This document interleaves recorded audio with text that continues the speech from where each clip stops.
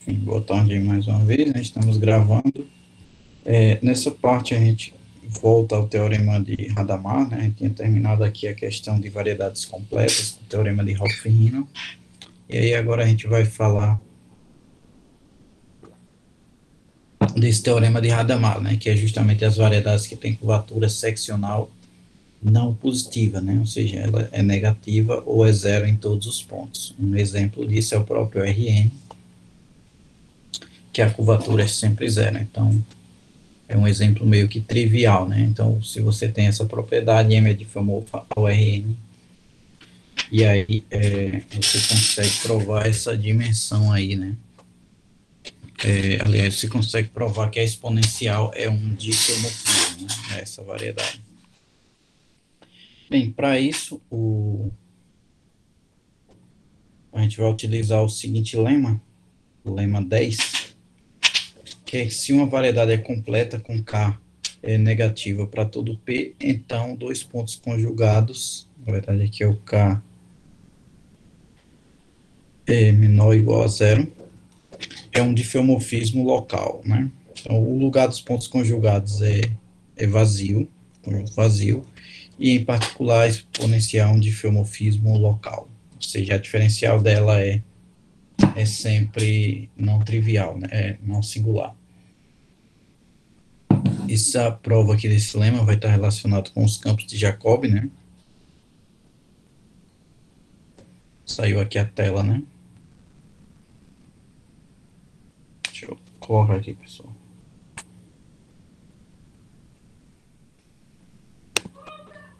Pronto, Guilherme, vou colocar aqui.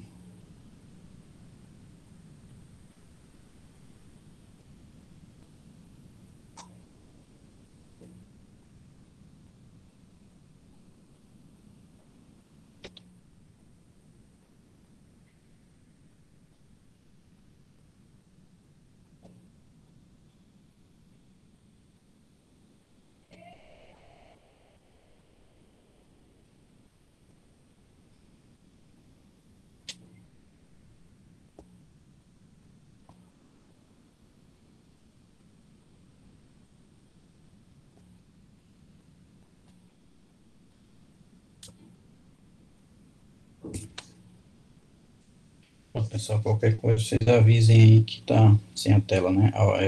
Preferência, falem no microfone, porque dessa vez aqui eu vi o chat, mas eventualmente eu posso não ver, né? Então, quando vocês quiserem fazer alguma observação, usem o microfone aí, que dessa vez aí eu vi o chat, mas nem sempre eu tô olhando aqui as duas telas. Bem, então, eu acho que a gente estava nesse lema aqui, né? O lema 10, quando paro de compartilhar a tela. E aí a gente vai ver que a exponencial vai ser esse tipo de diffeomorfismo.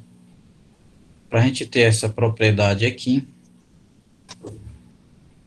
então a gente vai considerar um campo de Jacob J não trivial e não é identicamente nulo, ao longo da geodésica gama, com gama de zero igual a P e J de zero igual a zero. Então, pela hipótese de curvatura, sobre a curvatura e o campo de Jacob, nós temos essa derivada segunda aqui, vai nos dar essa expressão aqui, né? Basta a gente usar a regra do produto, essencialmente.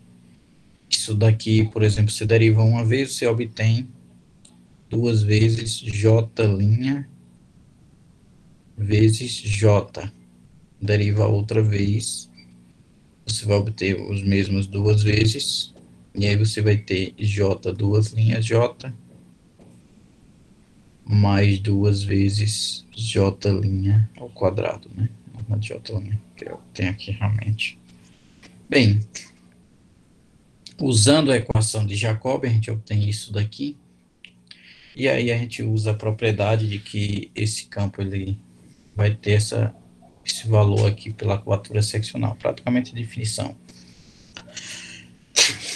E aí a gente obtém o quê? Como esse camarada ele é menor ou igual a zero, então isso aqui dá maior ou igual a zero, sempre. Em particular, ele a primeira derivada dele é crescente, significa isso daqui, né? Como J' de zero é diferente de zero, e J' é igual a zero, né? Porque o primeiro dá zero. Então, segue-se que para t suficientemente pequeno, vale essa propriedade aqui, né? Isso daqui vai ser justamente pelo fato de que, quando você tiver no zero, deixa eu ver exatamente aqui, esse camaradinho aqui é igual a zero, né? E aí, quando você faz essa derivada aqui, que aqui pela propriedade aqui o j de zero é igual a zero. Quando você faz a derivada, você tem que o j' vezes j de zero. Isso daqui dá, deixa eu ver aqui, que essa derivada aqui, na verdade, né? Isso aqui dá diferente de zero. Observe que essa derivada aí, ela tem que ser positiva, porque é o seguinte, esse camarada j vezes j não pode ter valor negativo, né? Então, se ele tem valor zero, ele de fato assume um mínimo aqui, né? Isso aqui é um ponto de mínimo na origem, e aí, próximo dele aí, ele vai ser positivo. Esse valor aqui, obrigatoriamente, tem que ser positivo. Então, é um fato interessante a se observar. Então, nesse caso, a gente pode observar que localmente, aqui nessa origem, isso decresce. Então, como J' não decresce, decorre daí para todo T, esse J de T é positivo, e como consequência, gama de T não é conjugado de gama de zero ao longo da origem, né? Então, se você vai ter aqui esse valor positivo, então esse gama de T aí não vai poder ser conjugado, porque para ser conjugado você teria que ter o J de gama de T, ou J de T, dando zero, né? E aí a gente viu também que os pontos conjugados ocorrem no núcleo da exponencial, né? Então você tem essa propriedade aí, e aí, portanto, a exponencial é um difeomorfismo local. Bem, essa daqui, voltei aqui um pouco.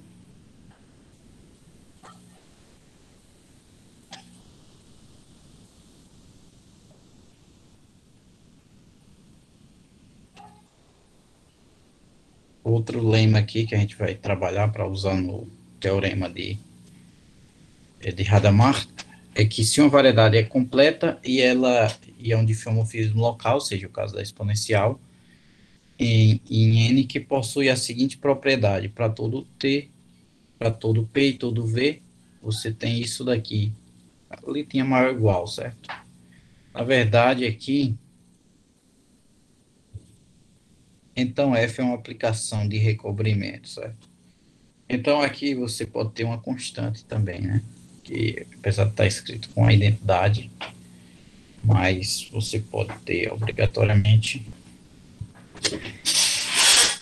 uma constante C onde C é positivo, né? Quem é da análise sabe que essa propriedade se chama coerciva, né?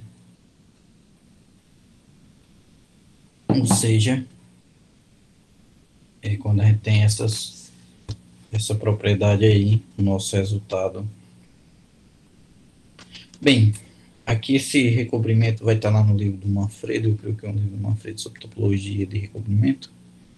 E lá deve ter na página, ele coloca até a página aqui, né? Então, detalhes é mais foge um pouco do escopo, então a gente não vai se aprofundar nisso, mas enfim. Então, basta ver que para ser um recobrimento, F possui a propriedade de levantar arcos, né? Então, vamos usar, digamos, essa como definição. Dada uma curva nesse contexto aqui, né? C de 0, 1, e aqui em N, e aqui essa curva ela vai estar com a seguinte propriedade, né? O C de 0 é igual ao F de T, e a gente vai ter existe uma curva, né? Na verdade é uma afirmação, né? A gente vai provar que existe essa curva C que seria o levantamento dela, seguinte, com C0 C barra de 0 igual a Q, e a F bola C é igual a, aliás, bola C barra é igual a própria C. Então, para provar o que é pedido, observe que, como F é um difeomorfismo local, existe um epsilon positivo, tal que é possível definir esse camarada localmente, né? Isso aí é difeomorfismo local, então a gente tem essa propriedade, não é nada que foge disso. Porém, o nosso epsilon, lembre-se que a curva que a gente tinha era no 0, 1. Bem, para mostrar que é possível levantar no intervalo todo, vai ser um argumento que a gente já usou aqui, né? É o argumento do aberto e fechado. Mostra que o conjunto é aberto e fechado, não vazio, né? A gente já viu que ele não é vazio, porque existe aqui esse pedacinho. E aí faltaria, é bem topológico isso, né? Mostrar agora as propriedades desse conjunto, que ele é aberto e fechado, né? Como F é um difeomorfismo local, tá esquecer pode ser levantada, isto é, A igual a 0 T0, mostramos que T0 pertence a A, então teremos que A é aberto e fechado em 0, 1. Né? Então, a priori, isso daqui mostra que o A é aberto, e aí a gente chegaria a meio que encontrar o supremo desse camarada, que se ele vale nesse intervalo, então de fato seria um conjunto fechado. Então, se mostrarmos que T0 pertence a A, é fechado. Então, a ideia é fazer esse limite, né? Então, aqui a gente vai trabalhar um pouco com aquelas ideias do Hopf-Riemann, né? Aquelas propriedades, né? Então, para T0, uma sequência crescente com limite T0 igual a T de Tn igual a T0, então a sequência está contida em um compacto Km, K de M, e com efeito, se isso não ocorrer, a distância de C de T a T0 seria arbitrariamente grande, né? Então, de fato, se você não tem que essa propriedade aí, então o seu conjunto não seria limitado, né? Porque aqui você pega essa curva C de Tn, né? E ela tá limitada ali no conjunto da N. E aí, por hipótese, o que a gente vai ter? Esse comprimento aqui, né? Que seria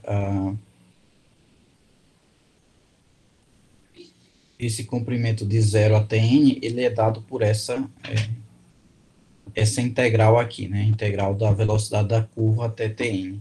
Que de fato eu posso decompor aqui por ela ter essa propriedade. Notem que essa propriedade aqui só não ocorre no Tn, então é integral indefinida a priori, né? A gente chama de imprópria, na verdade. Mas de fato aqui a gente tem essa propriedade aqui. E aí dessa observação, como a gente tem essa composição aqui sim eu estou utilizando aquela propriedade do lema, né? Que a df desse camarada é maior do que o vetor, né? Essa propriedade. E aí poderia ter um alfa também. Mas, enfim, nesse caso aqui, quando a gente faz essa integral, isso daqui dá o comprimento de uma curva que liga esses dois pontos, e, de fato, esse comprimento aí, ele é maior do que a distância. Isso implicaria que o comprimento de C, entre C e T0, seria arbitrariamente grande, o que seria um absurdo, o que prova essa afirmação, né, que esse comprimento aqui tem que ser se esse comprimento aqui fosse absurdamente grande, então esse comprimento aqui na curva C, que é uma curva finita, seria infinito também, né? Notem que aqui você pode plugar um alfazinho sem nenhum problema. Então, como a curva está nesse compacto, existe um ponto de acumulação, né? Disso daí, a gente pode escolher ele arbitrariamente, como aqui no mesmo sentido do Hopf-Riemann, né? A gente pode até selecionar apenas uma subsequência que converge para esse ponto aí. Esquecer os demais. Seja uma vizinhança de tal ponto, e aí a gente faz esse tal que essa F aqui seja um difeomorfismo. Então, C de T0 pertence a F por continuidade do intervalo, tal que C de T está contido Na verdade, aqui para tal que... Na verdade, isso aqui precisaria ser T0, né? Seria só T mesmo. É um subintervalo aí, né? Existe um intervalo que contida em 0, 1, tal que C de T está contido em F de V. Escolha o índice N e considere o levantamento de C passando por R, né? Esses levantamentos coincidem porque essa função aqui ela é um difomorfismo bionífico, né, nessa vizinhança, e aí, portanto, já é uma extensão de C de R, onde está definido em todo em T0 e T0 vai pertencer a A. Então, aí você acabaria essa perspectiva aí do resultado. Então, basicamente, você pega aquele ponto que ele não estaria mais definido, e aí mostra que tem uma vizinhança, e consegue estender através dessa função. Bem, agora vamos para o teorema principal aí, né, de Hadamard.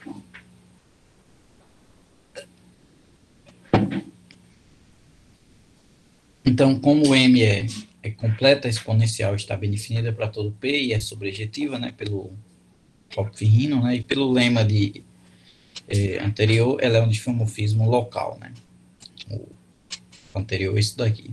Isso permite uma métrica em TM de modo que exponencial seja uma isometria local. Tal métrica é completa, pois as geodésicas TM passando pela origem são retas, então você vai ter essa...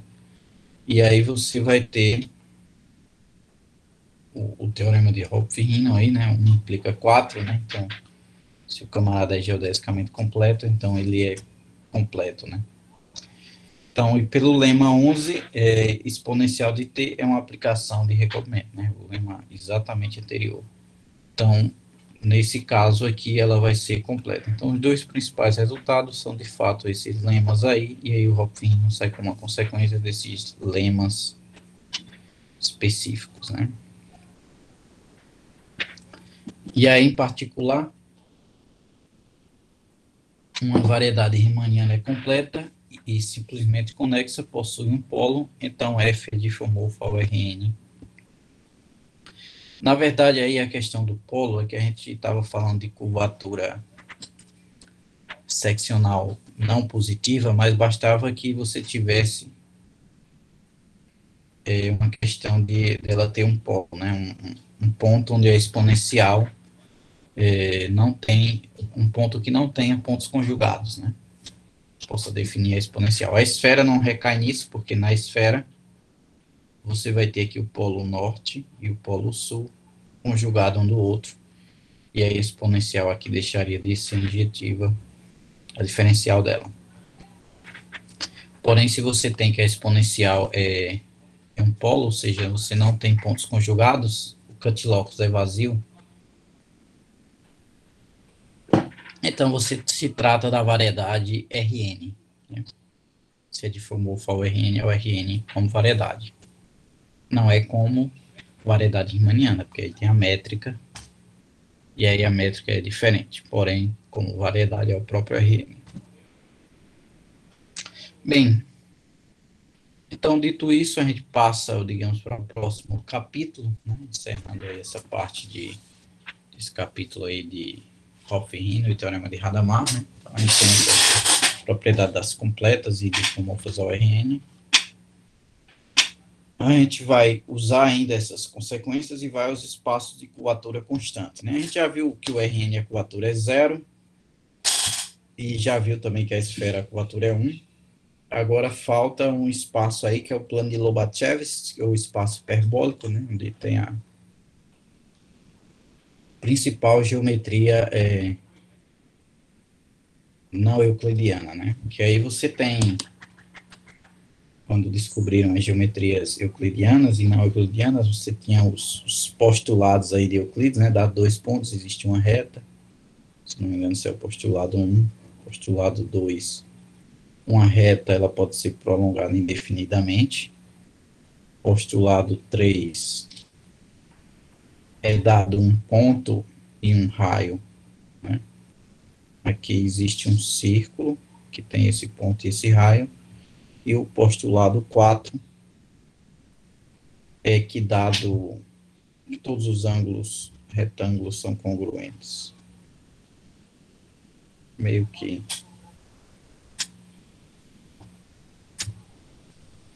isso daqui é o postulado de Euclides, né? Aí vem o quinto axioma, que ele é o mais complicado, é que dado uma reta e um ponto fora dela, meio que fazendo aqui os postulados igual o Euclides fez, né? Só no desenho mesmo.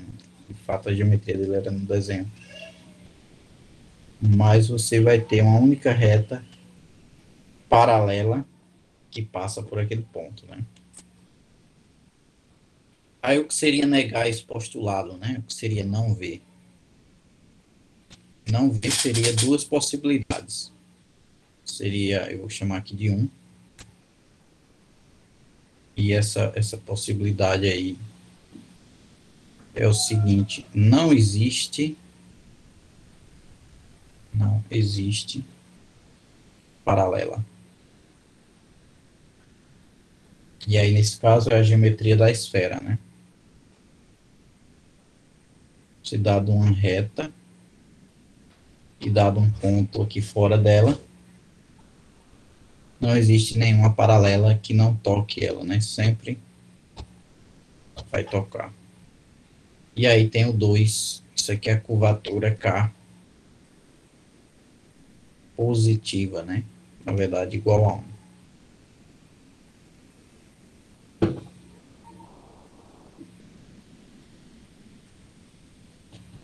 Aí você vai ter que meio que outra propriedade, que seria ao contrário de existir uma reta, na verdade aqui existe uma única reta, existe mais de uma, né? Então, na verdade, aqui você tem um ponto,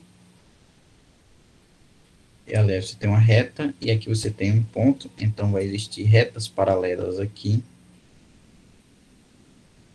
Deixa eu só desenhar aqui. Existem pelo menos duas retas paralelas, porque se existisse só uma, seria o caso anterior.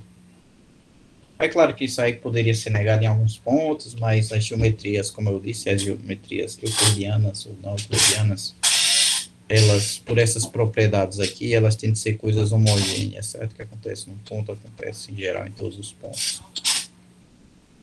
Por isso que a gente trabalha com espaço de curvatura constante aqui para imaginar as retas dessas geometrias aqui. E aí, pessoal, nesse caso aqui, todas as retas que tiverem interiores a essas aqui também vão ser paralelas. Então, um resultado interessante é que se existem duas, então existem infinitas, né? Essas retas aqui, elas são paralelas no espaço.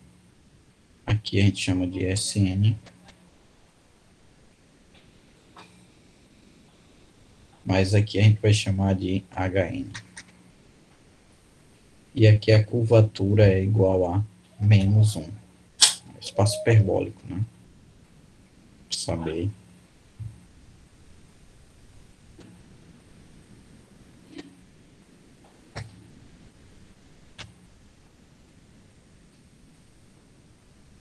Bem, até agora encontramos dois exemplos de variedades, né? Como já foi dito. Um é a esfera. Eu vou usar assim mesmo a notação do R, certo? Mas, enfim, em algum momento eu vou esquecer de usar isso. E aí a gente vai introduzir isso aqui, o espaço hiperbólico Hn, que tem essa propriedade, né? Essas variedades aí são completas, são e simplesmente conexas, né? A gente vai querer essas propriedades aí para poder considerar uma variedade nesse sentido, né? Porque a priori, só detalhando, o K igual a zero, a gente teria o toro plano, mas ele não é simplesmente conexo, né? Porque a topologia dele é a mesma disso daqui, só a topologia, mas a métrica é plana. Então, é bem interessante aí esse exemplo, porque um dos camaradas, eu acho que foi Nash, provou que existe um mergulho dele isométrico dentro de um Rn, se eu não me engano, dentro do R3. Só que ele é elíptico, esse mergulho, ele não é suave, não. é meio que fractalmente aqui o camarada, vocês pesquisarem aí esse toro, vai estar bem estranho aqui, porque primeiramente o primeiro fato é que esse toro ali, quando ele se torna plano, ele é esse camarada aqui, né, o quadrado, um, um, identificado, esse colado nesse e esse aqui colado nesse. Tipo, se você pegasse um quadrado de papel, fizesse um cilindro e depois o cilindro você conseguisse de alguma maneira girar ele e tornar como é que se diz, um toro, né? Só que aqui tem um problema, né? Quando você tem esse toro, aí é que tá, digamos, a beleza da coisa. Se você pegar essa curva aqui, essa curva, ela tem o mesmo comprimento que essa outra aqui. Então, deixa eu só ver aqui. Toro plano, a gente tem algumas figuras aí na internet. Deixa eu ver se eu encontro um aqui para botar no chat. É bem interessante.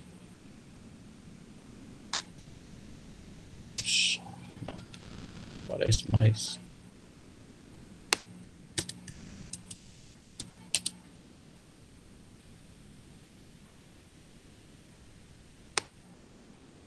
Os camaradas, eles imprimiram em 3D esse objeto aí. Pronto, estava aqui. E aí vocês vão poder vê-lo.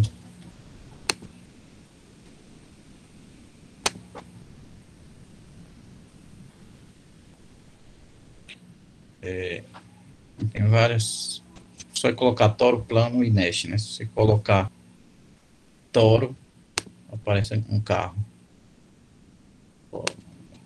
Isso aqui foi inclusive um instituto francês que fez essa façanha aqui. Mas aí vocês vão ver essas imagens aí de como é que ele faz esse objeto, né? Deixa eu ver aqui. Eles chamam de gineste, né? Um toro flat. Não é flat, mas é bem interessante aí a geometria desse objeto. Deixa eu ver aqui se eu consigo.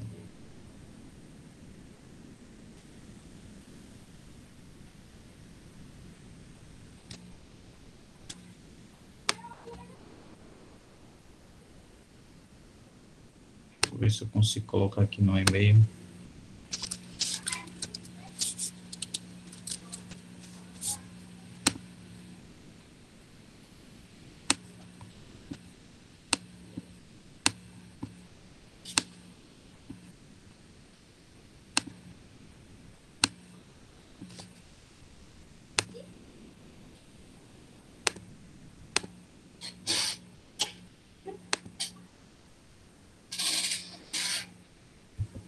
Pronto. Enfim, nesse caso, esse objeto, né? Então, ele vai ter essa propriedade, porém, ela não é naturalmente mergulhado suavemente, né? Você consegue ter essa propriedade localmente. Bem,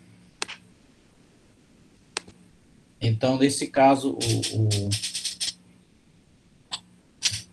essas variedades aí do RN, o principal resultado é que as variedades simplesmente conexas com curvatura seccional constante são apenas essas aqui, né? SN, essas aqui, né? Isso permite reduzir a problema de achar as isometrias completas de curvatura constante nesses espaços aí de RN, né? Então a gente vai trabalhar imaginando as isometrias para poder obter esses resultados, né? O da esfera é mais simples porque é compacta, que vai dar mais trabalho é aquele espaço lá, o hiperbólico.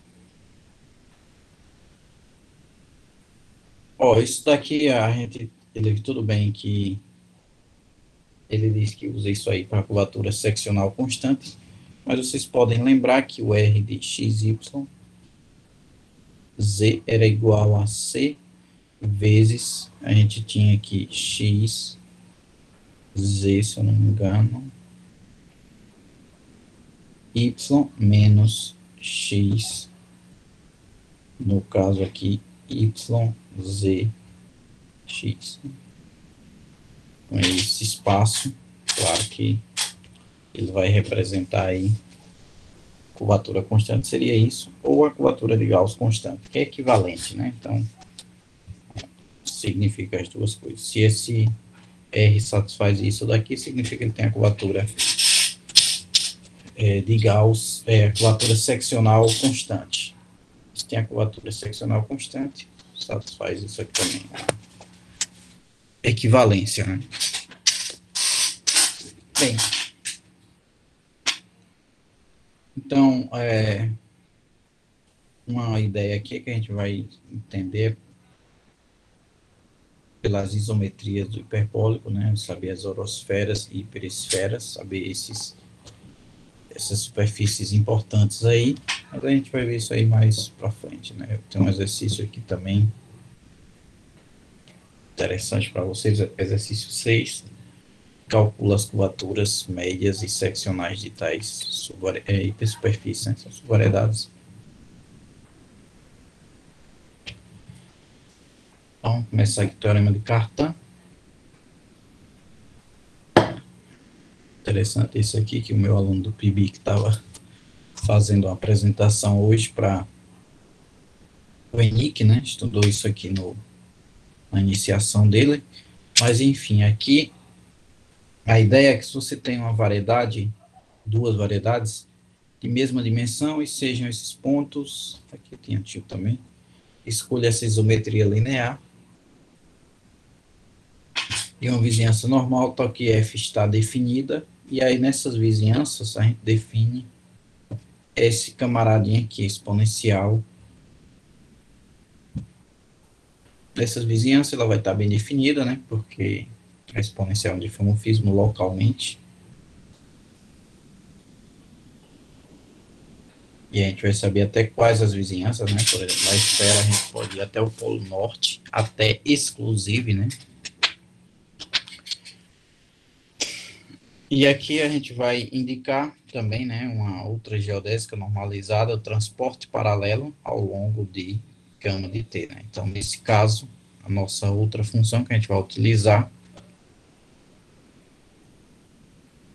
é o transporte paralelo, inclusão, e aí a volta para T, né.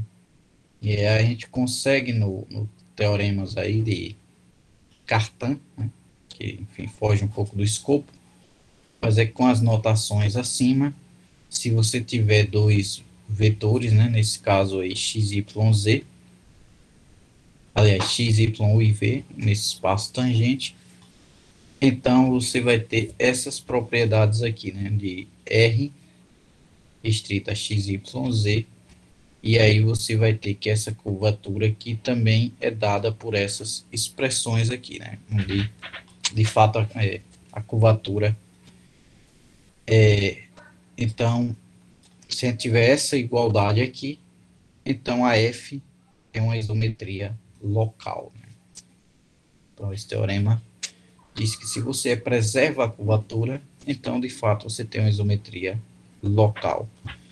E a recíproca, se você tem uma isometria local, então você tem a mesma curvatura, porque localmente, pelo menos ali, o seu objeto são o mesmo, certo? Se você, a curvatura, ela não é um ente global, né? Você mede num espaço tangente e aí pega uma vizinhança e faz aquelas derivadas, mas aí não é um ente que você pode extrapolar para toda a variedade. Então, se você tem uma isometria apenas local, a curvatura vai ser a mesma. E aí, nesse sentido, né? A sua isometria ela vai ser preservada com esses objetos aí. Bem, aqui a gente vai colocar um esboço aqui da prova rapidamente, mas enfim, não vamos se aprofundar tanto, né? Então, você pegaria essa curva normalizada, e aí você tem que o gama de zero é P, gama de de T é igual aqui, né, aquele velho produto, e seja J um campo de Jacobi ao longo dessa curva, com essas propriedades aqui, né, no caso, J de L igual a V, que é uma linha base ortonormal. A gente vai provar que essa isometria ela ocorre nos campos de Jacobi, e aí, portanto, vai ocorrer na variedade toda. Bem, de fato, aqui o campo de Jacobi vai estar com essa expressão, e por ser campo de Jacobi, essa igualdade aqui.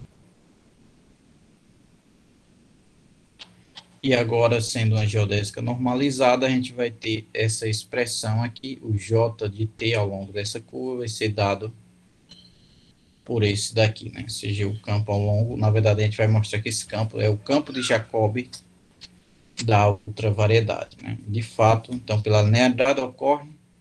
Então, como hipótese, a gente tem isso daqui. Então, de fato, de ter essa igualdade aqui, a gente vai ter a mesma igualdade na derivada segunda. E aí, de fato, o campo vai ser de Jacobi, né? Porque justamente isso aqui vai nos fornecer a propriedade do campo ser de Jacobi. E aí, a gente tem essa igualdade também de comprimentos, e aí, portanto, a gente vai ter essa propriedade de meio que isometria no campo de Jacobi, né? Então, como o J de T tem essa propriedade aqui, então ele usa um corolário sobre os campos de Jacobi, né? Então, de fato, a gente vai ter essa isometria dada nesses campos de Jacobi, né? Aqui, se você tinha esse outro campo de Jacobi, quando você aplica a diferencial nele, você obtém o outro, e aí, como eles têm as mesmas normas, é uma isometria local. Então, na verdade, você estuda os campos de Jacobi e consegue mostrar que ocorre, de fato, essa isometria local. Bem, desse resultado, né, então, a gente vai obter isso daqui, que se o espaço tem curvatura constante, dimensão n, e a escolha bases ortonormais, tanto TP de M quanto TP de tio de M, então, existem vizinhanças desse espaço com essa propriedade. E uma isometria local, então, existiria essa isometria aqui nesses espaços.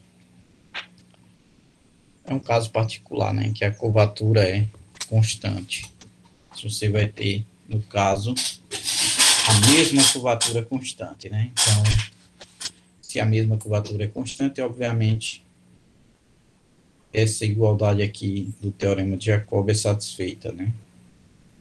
O R vai ser a mesma constante. E aí, de fato, a gente vai ter essa isometria local, que é uma escolha direta aí do teorema, né?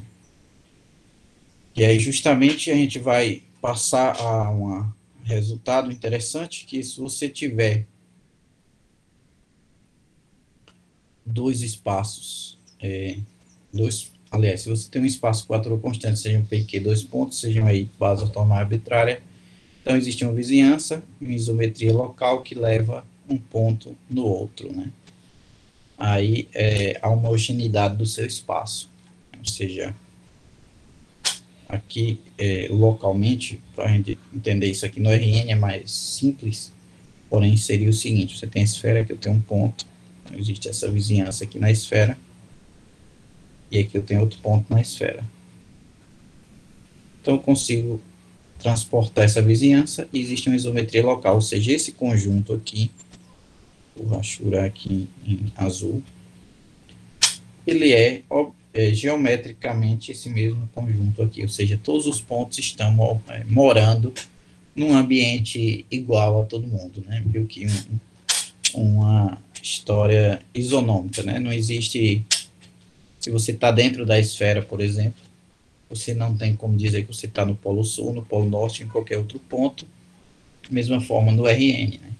Você está no RN, inclusive, você não tem como dizer se você está na origem, em qualquer outro ponto, né? Então, por isso que a escolha da origem, muitas vezes, no espaço-tempo é arbitrária, né? Então, você pode simplesmente marcar ali um ponto como sendo a origem e aí medir para todo lado a distância, da mesma forma da esfera. Então, um ponto aqui, aí eu defino como sendo o polo norte, o antípoda aqui, eu sei caminhar dentro da esfera, né? Numa geodésica, eu vou parar no antípoda. E aí, se eu fizer isso, eu vou estar no Polo Sul. E aí, digamos assim, uma calota do Polo Sul é a mesma coisa de uma calota no Polo Norte, porque existe essa isometria local, né? Então, de fato, na esfera, inclusive, essa isometria vai ser global. E no RN também. Então, nesse caso, sim, aí o espaço hiperbólico, a gente vai ter essas mesmas propriedades, né? Mas a gente vai falar dele aqui agora com um pouco mais de detalhes, né? Que talvez, antes da gente chegar aqui nessa conjunção do espaço hiperbólico, esse é o caso da geometria não euclidiana, em que a gente, dado um ponto, né, dado uma reta e dado um ponto fora dela, então existem mais de uma reta passando por aquele ponto, né? Não é a esfera que não existe, a euclidiana existe uma única reta e o hiperbólico existe mais de uma. Ou seja, matematicamente falando, existem duas, porém é possível provar que se existem duas, vai existir infinitas, que são as retas que estão ali entre elas duas. Então, a gente vai ter essa propriedade aí do espaço hiperbólico. Outro fato é que ele mora dentro da uma quádrica no RN. Aqui uma maneira de desenhar ele. Vou falar logo aqui desse modelo de Poincaré, né? Curvatura seccional igual a menos 1. E aí ele está nesse espaço aqui onde o x é positivo, e a gente tem essa propriedade aqui na métrica. Então, mostrar que ele tem a curvatura seccional menos 1 e que ele é completo. Então, portanto, ele é um dos modelos do espaço hiperbólico. Aliás, dos espaços de curvatura seccional constante, no caso, constante negativa. Ou seja, para todas as constantes, a gente consegue os espaços hiperbólicos. Essa métrica aqui também, pessoal, se eu, por exemplo, eu tiver querendo escrevê-la de uma maneira mais sucinta, por exemplo, o H3, vocês tinham lá o plano do Wachowski, mas a gente teria a métrica que a gente chama de dx2 mais dy2 mais dz2, tudo isso dividido por z ao quadrado, desde que o z, note que é positivo sempre. Você tem o plano também, né, x ao quadrado mais dy ao quadrado, vou desenhar aqui, é simplesmente esse plano aqui, y, x, e aqui, claro,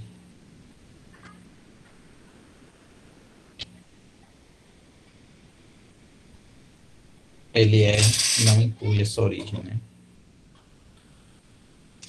Não inclui essa reta horizontal. Bem, outro modelo é se você considera o espaço Lorentz-Minkowski, você considera o D de x, considera Rn, chama de, eu vou escrever aqui o R13, certo? Que seria o que? Rn com a métrica dx ao quadrado mais dy ao quadrado menos dz ao quadrado. Isso aí é um exemplo de métricas lá do último exercício, né, eu creio. Métricas que não são positivas definidas, né? Você pegar aqui, por exemplo, essa métrica aqui, o G de E3 dá menos 1, né? Essa métrica ela tem um índice, esse índice ele está aqui. Bem, então voltando aí, nesse espaço aí, a topologia dele é a mesma do RN,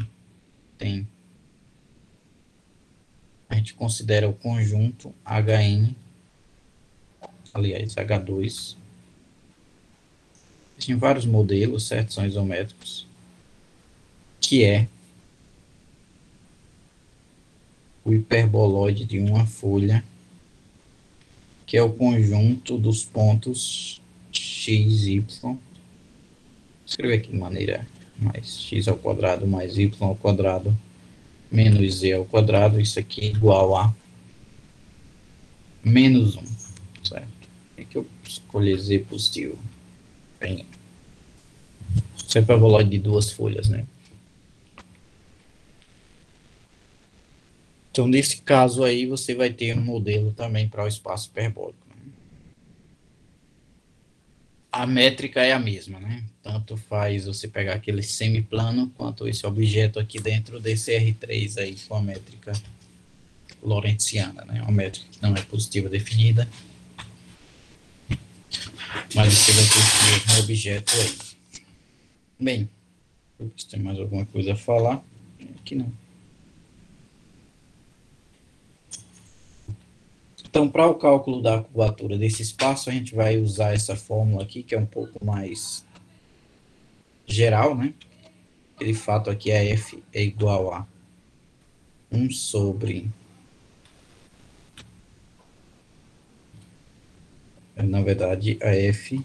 Aqui a F é 1 sobre alguma coisa. A F é o xn...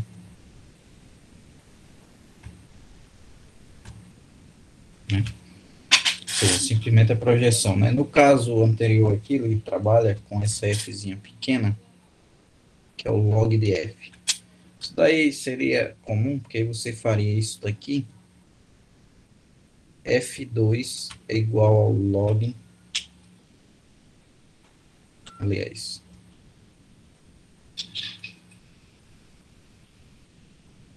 F é igual ao log de F, então você leva tudo a F, isso aqui fica exponencial de F é igual a F. Logo, a nossa métrica de fato seria G é igual a exponencial de menos 2F vezes delta IJ. Esse exponencial aqui, em geral, o pessoal escreve exponencial de U vezes, na verdade, o pessoal às vezes escreve assim, né? G igual a exponencial de U vezes uma outra métrica, nesse caso aqui euclidiana, né? U, claro, que é igual a menos 2F. Então, assim você pode fazer essas mudanças conformes, porque de fato a função tem que ser positiva, então você pode sempre escolher um exponencial. Em geral, o pessoal escolhe aqui, por exemplo, uma mudança geral de métrica. A notação seria elevada a U ou elevada a menos U vezes 2, uma coisa desse tipo, vezes G. Vezes o menos é para facilitar na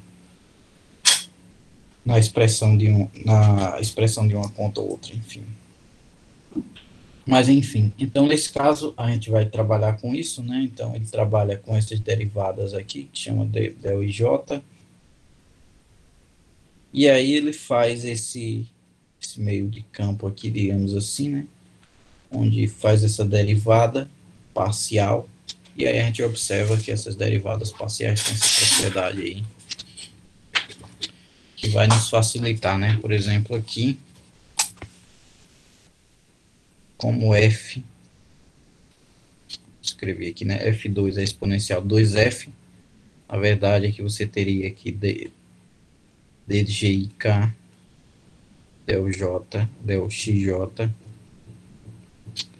só que seria igual a menos 2 exponencial de menos 2 F, aqui vezes F J, que é a derivação em relação a J, vezes delta IK. Então sempre facilita de sumir alguns. É que some as frações, né? Parece expoentes negativos na exponencial. Bem, e aí, como a gente tem essas derivadas parciais aí, ele simplesmente já tem essa conta feita ali, né? Só fazer a substituição direta aqui. E aí consegue colocar esse F2 em evidência. E aí você nota que, enfim, quando esse camarada aqui é a inversa da métrica, né? São os coeficientes. Se você tem a matriz G e J,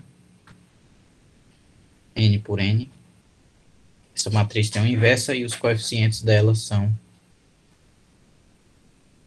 isso daqui, se eu escrever a menos 1, isso aqui dá G e J, continua sendo N por N, né? E essa é a minha propriedade.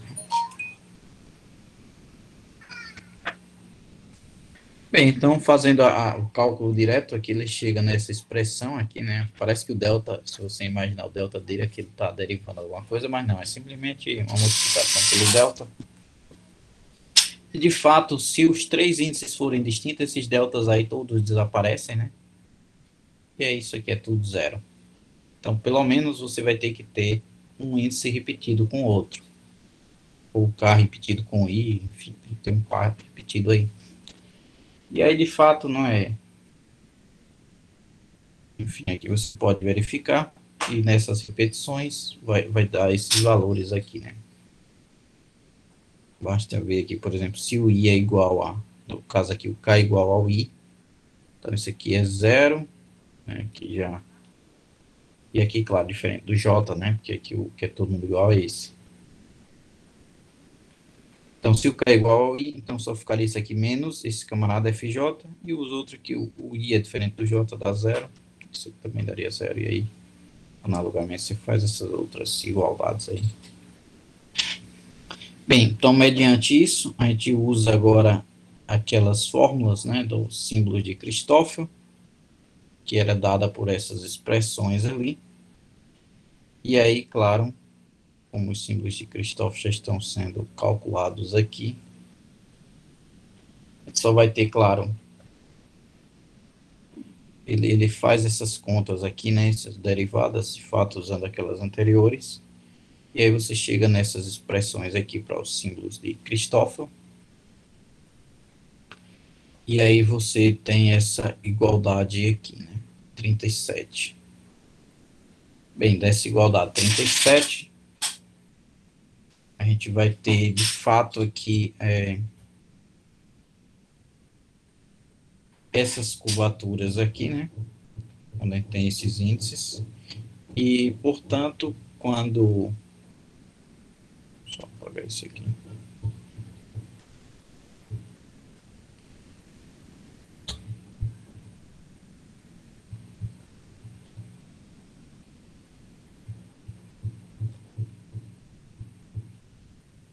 Você fizer essa substituição aqui para a curvatura seccional, a gente vai ter esse KI. Ele separa em dois casos, se eu não me engano, aqui primeiramente. É o caso em que o I e o ambos são diferentes de N. Todos são diferentes de N, né? Então, nesse caso, enfim, você vai observar que esse camaradinho aqui só vai restar esse produto aqui, desses aqui, menos xa2, e aí vai ficar justamente, não é que se cancela assim, né? Vai dar menos 1. O outro está bem análogo, né? Você vai ter essa mesma propriedade aí. Aqui o Nzinho é índice também. E aí, de fato, enfim, esse cancela com esse. E aí, de fato, você vai ter essa propriedade aqui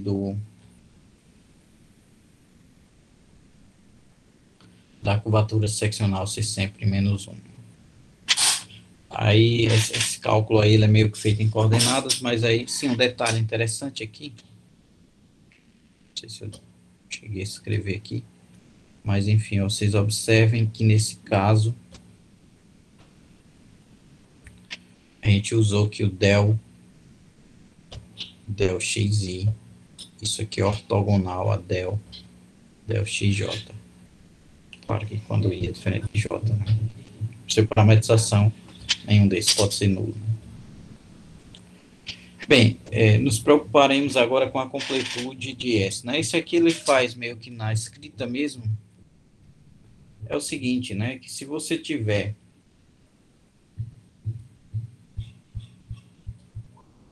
como é que seria a geodésica desse espaço, né? Que, primeiramente, você vai ter uma observação bem interessante, né?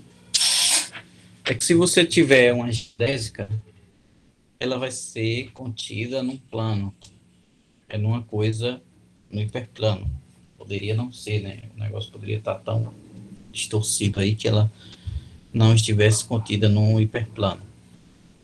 Mas, de fato, aí nesse modelo do semi-espaço, elas estão contidas, e o motivo é muito simples, é o seguinte: se você tem um espaço aqui, né?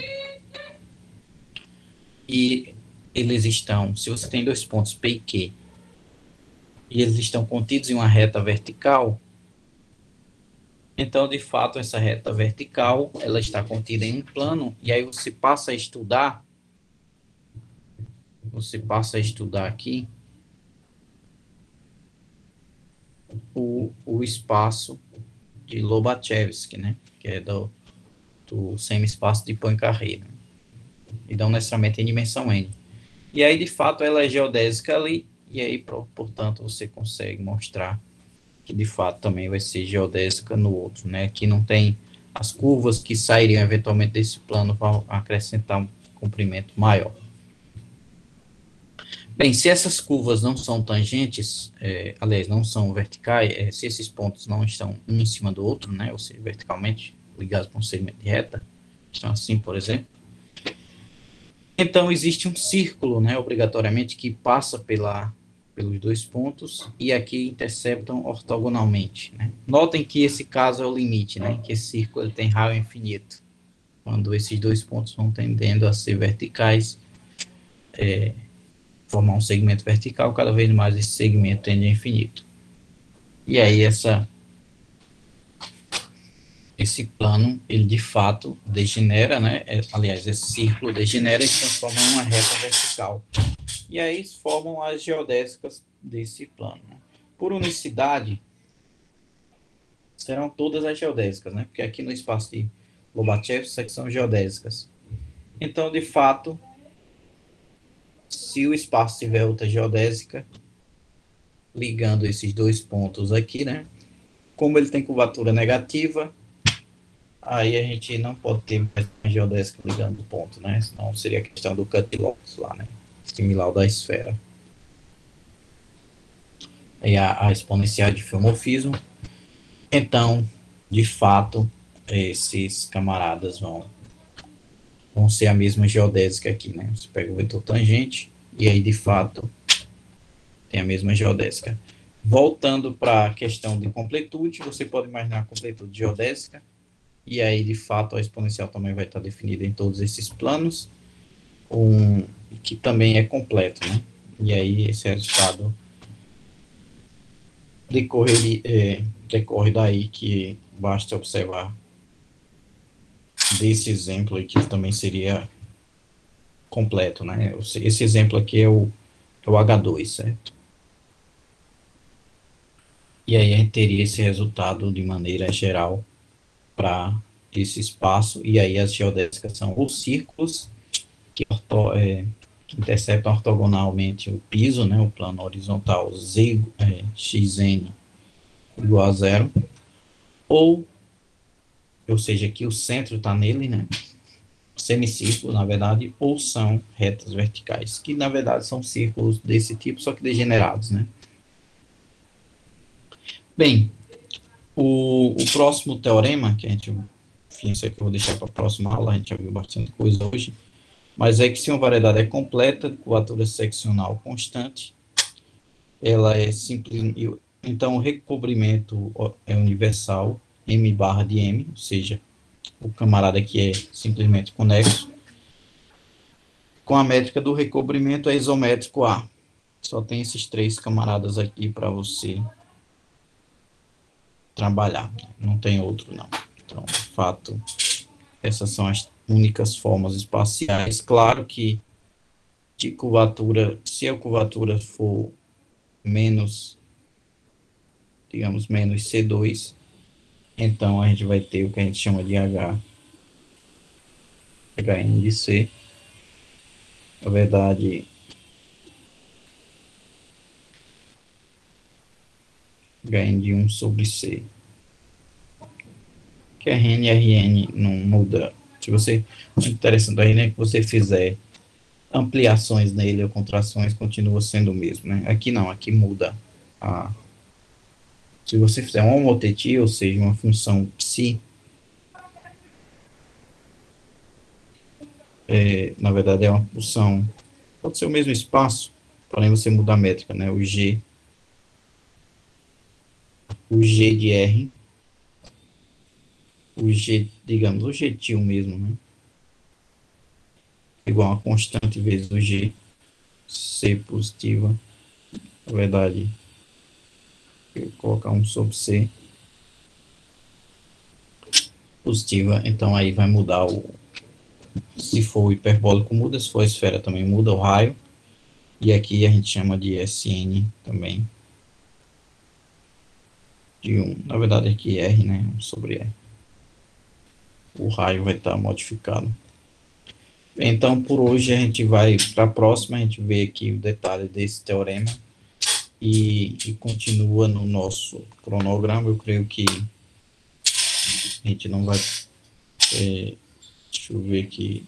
A data para terminar é dia 3 de dezembro, né? A gente fazer aqui esses conteúdos, alguns vão fugir um pouco do escopo, mas a gente vai fazer os principais e aí a avaliação faz lá no dia 3, como estava marcada, né?